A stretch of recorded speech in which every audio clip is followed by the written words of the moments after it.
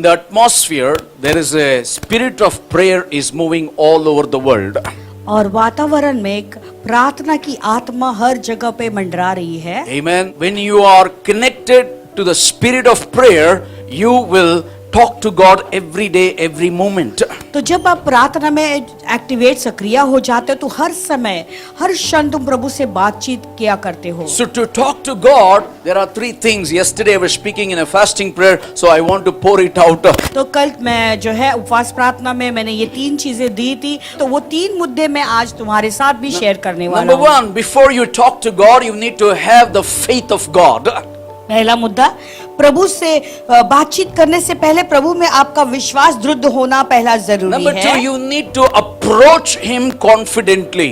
दूसरी बात है हमें धाड़स के साथ में प्रभु के पास आना Number है। 3, you need to pray according to His will, not your own will. तीसरी बात यह है कि प्रभु की इच्छा के अनुसार दुआ करनी, अपनी इच्छा के अनुसार नहीं। You need to have the faith of God in you. तुम्हारे अंदर प्रभु का विश्वास होना जरूरी You है need to pray and walk to Him confidently.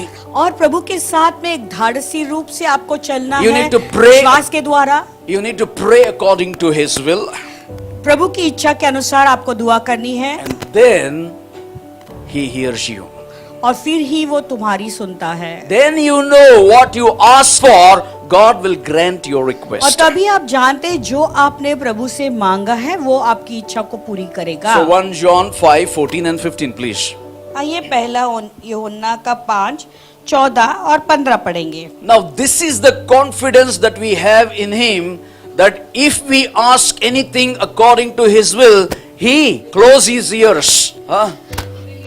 He hears us. और हमें उसके सामने जो साहस होते हैं यह है कि यदि हम उसके इच्छा के अनुसार कुछ मांगते तो वो हमारी ना सुना करता है नहीं, He will. हमारी सुनता Turn है। to वचन somebody and कहता say, है। God hears me. कहो कि प्रभु हमारी सुनता है। This is the confidence I have. That's why I open my mouth and I pray to God. इसीलिए तो मेरे अंदर इतना साहस है और साहस होते हुए मैं मेरे मुंह खोलकर प्रभु से मांगता हूँ। If you have lost the confidence this morning, you can say, "Tu hi kafi hai." That's enough. God hears your life, अगर your आपके अंदर words. साहस नहीं है तो आपको आज मुंह खोलकर कहना कि प्रभु तू ही काफी है और वो तुम्हारी आवाज सुन लेगा। Now listen what God says, verse 15. अभी 15 वचन देखो प्रभु क्या कहता है। And if we know that He hears us, whatever we ask, we know that we have the petitions that we have asked of Him. और जब हम जानते हैं कि जो कुछ हम मांगते हैं तो वो हमारी सुनता है, और यह भी जानते हैं कि जो कुछ हमने उससे मांगा है वो पाया है। Hallelujah. What a faith. Amen. We need to have this kind of faith in our lives. ऐसा विश्वास हमारे अंदर होना जरूरी है। We need to believe that He hears us. हमें इस बात पे विश्वास करना है कि वो हमारी सुनता है। Where is God? My prayers are not answered. That's where you don't hear for yourself and you don't talk to God, and God talks back, you don't hear Him. तो कहाँ है प्रभु, और प्रभु मेरी सुनता नहीं है, इसीलिए तो प्रभु तुमसे बातें नहीं करता, तुम प्रभु से बातें नहीं करते और प्रभु तुमसे बातें नहीं I'll show you करता something और तुम else. उसकी आवाज नहीं सुन पाते हो। Hebrews 10:35, please. Note down all these things. Very ये सारे powerful. आप नोट डाउन कीजिए। इब्रानियों का 10:25 में चलेंगे। Therefore, do not cast away your confidence, which has great reward. इसीलिए अपना हियाव न छोड़ो क्योंकि उसका प्रतिफल बड़ा है। You know, do not throw away your confidence that is in the Lord, because one day it is going to be rewarded richly. देखो जो साहस या हियास तुम्हें प्रभु में है उसे बिल्कुल नहीं छोड़ना, क्योंकि एक दिन वो जरूर तुम्हें प्रतिफल, एक बड़ा प्रतिफल देगा। Hallelujah. What the confidence that we have, God is going to bless me, means no negative thought in that. तो कौन सा हियाव है हमारा, यानी अगर हम जानते कि प्रभु मुझे आशीष देने वाले, तो उसके लिए हमारा पूरा भरोसा है प्रभु। If you pray and you believe that God hears you, then don't throw away your confidence. Keep on believing, keep on believing, keep on trusting God. One day in God's timing, God will answer what you prayed for. तो अगर आपके अंदर जो है ये साहस है कि आप विश्वास करते हो प्रभु से, तो आप अगर आप प्रार्थना नहीं का उत्तर नहीं मिला है, फिर भी हियाव बांध दो, धाड़स रखो, साहसी रहो, प्रार्थना करते करते रहो, एक दिन जरूर तुम्हारी प्रार्थना का बड़ा प्रतिफल Turn तुम्हें to मिलेगा। somebody and say, don't throw away your confidence in the Lord.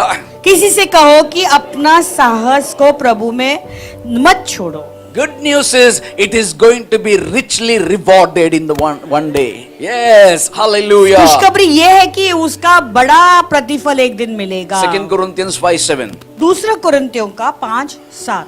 Here is something beautiful. यहाँ पर एक सुंदर बात है, For we walk by faith, not by. क्योंकि हम रूप को देखकर नहीं पर विश्वास से चलते हैं। क्या बात है, रूप को देखकर नहीं, विश्वास को देखकर चलता है। That means how does this faith looks like? तो ये विश्वास दिखता कैसा है? Without faith it is impossible to please God. विश्वास के बिना प्रभु को प्रसन्न करना अनहोना है। How this faith is described? तो ये विश्वास का वर्णन हम How कैसे करते do हैं? you know that faith speaks? तुम्हें कैसे पता है कि ये विश्वास बोलता भी है? You need to allow your spirit to work with the Holy Spirit and pray together. तो तुम्हें अपनी आत्मा को पवित्र आत्मा के साथ में जुड़ना है, अनुमति देना है प्रार्थना करने If के you allow लिए। your spirit अगर तुम अनुमति देगा तुम्हारी अपनी to आत्मा को pray by the Holy Spirit, आत्मा के द्वारा दुआ करने के you लिए, will see the manifestation of faith. तो फिर तुम विश्वास को प्रदर्शित होते हुए देखोगे। It is a faith that describes how God is. तो ये विश्वास ही दिखाता है कि परमेश्वर का रूप कैसा है। It is a faith that describes the heaven. वो विश्वास है जो स्वर्ग का वर्णन हमें करता It है। is the faith that describes how God created this earth. वो विश्वास है जो हमें बताता है कि प्रभु ने ये सृष्टि की रचना कैसे की। Hello, are you there with me? That means between God who is unseen, between you, there is a faith which makes you to see God as is so real. देखो ये विश्वास जो अनदेखी है और वो परमेश्वर के बीच में कुछ ऐसी चीज है जो तुम्हें वास्तविकता में दिखाई देती है, वो है अपना विश्वास। You know, this is not the witchcraft, Satan, wow, woo. It is an attack over your faith. I will show you from the Bible. ये कोई शैतानी काम नहीं या दुष्टात्मा का, मैं बोलना चाहता हूँ कि तुम्हारे विश्वास पर हमला किया गया है और वो मैं तुम्हें वचन के द्वारा दिखाना चाहूंगा। Satan doesn't have authority to touch you because he's nailed on the cross. देखो शैतान को तुम पर तुम्हें छूने का अधिकार ही नहीं है क्योंकि उसे क्रूस पर What is दिया he गया। fighting for? तो किस चीज के लिए वो लड़ रहा He है? is fighting against your faith in God. तो वो तुम्हारा जो विश्वास प्रभु में है उसके विरोध वो विपरीत लड़ाई कर रहा है। Hello, that's what sometimes your faith comes under pressure. कभी कभी तुम्हारे विश्वास दबाव में आता है। Why? You trusted God, तुमने विश्वास किया प्रभु पे, but the devil is working around you लेकिन शैतान तुम्हारे इर्द गिर्द काम कर रहा है, not to destroy you, तुम्हें नाश करने के to लिए नहीं, destroy the faith connection that you have in between you and God.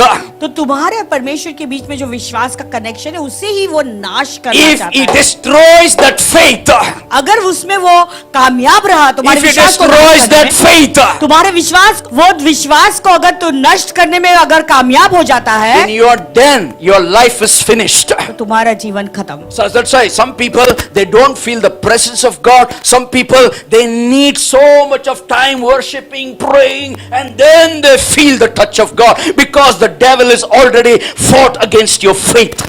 देखो क्योंकि कोई लोगों को जो है प्रभु की उपस्थिति में आने के लिए समय नहीं लगता है, वो एक ही जो है वो आराधना में जो है पूरी तरह से जो है घुल मिल जाते। कुछ लोगों को बहुत समय लगता है उस आराधना में प्रभु की उपस्थिति में आने के लिए, James बहुत 1:4. गाते रहते हैं। Read James 1:4. I'll show you something. आइए, Are you getting what I'm saying? It's not the devil try to attack your job, devil try to attack your family, devil is trying to attack your faith. देखो शैतान तुम्हारे नौकरी पर हमला नहीं कर रहा है या तुम्हारे परिवार पे नहीं, लेकिन वो तो उसका जो आक्रमण है वो तुम्हारे विश्वास के ऊपर है। Knowing that the testing of your faith produces what? Patience. ये जानकर कि तुम्हारे विश्वास के परखे जाने से धीरज उत्पन्न होता है। Hallelujah. Now you read the verse 4. अभी चौथा वचन पढ़े। But let the patience have its perfect work, that you may be perfect and complete, lacking nothing. धीरज को अपना पूरा काम करने दो कि तुम पूरे और सिद्ध हो जाओ और तुम में किसी बात की घटी न हो रहो। Now here the point is Satan attempts to challenge your faith. अभी यहाँ पे मुद्दा यह है कि तुम्हारे विश्वास को चुनौती देने के लिए शैतान आता है, But don't get impatient. लेकिन तुम्हारा जो धीरज है उसे मत खोना। You're about to cross the line. That time the devil attacks your faith. देखो तुम वो सीमा पार करने का जो समय ही होता होगा और उस समय तुम्हारे विश्वास पर हमला हो It is जाएगा। not attacking your physical body, it is attacking your faith. वो तुम्हारे शरीर पर हमला नहीं कर रहा है, लेकिन विश्वास पर हमला कर रहा है। Will I cross this lane? Will I cross this finishing line or not? क्या मैं ये सीमा का पार कर पाऊंगा, ये रेखा पार कर पाऊंगा या नहीं? I am feeling weak. मैं कमजोर I am महसूस कर रहा feeling हूं। sick. मैं बीमार महसूस I कर am रहा हूं। not able. मैं नहीं कर पा रहा हूं। All these are the fiery darts of the devil against your faith to remove the faith from you to God. देखो ये सारे जो है एक तीर है, जो आग से भरी हुई तीर है तुम्हारे विश्वास से तुम्हें हटाने के लिए। So what you need to do is let the patience do perfect work in your faith. तो क्या तुम्हें करना है? धीरज को अपना पूरा काम करने दो तुम्हारे विश्वास से। Hallelujah. Do subscribe to our channel and never miss an update from us.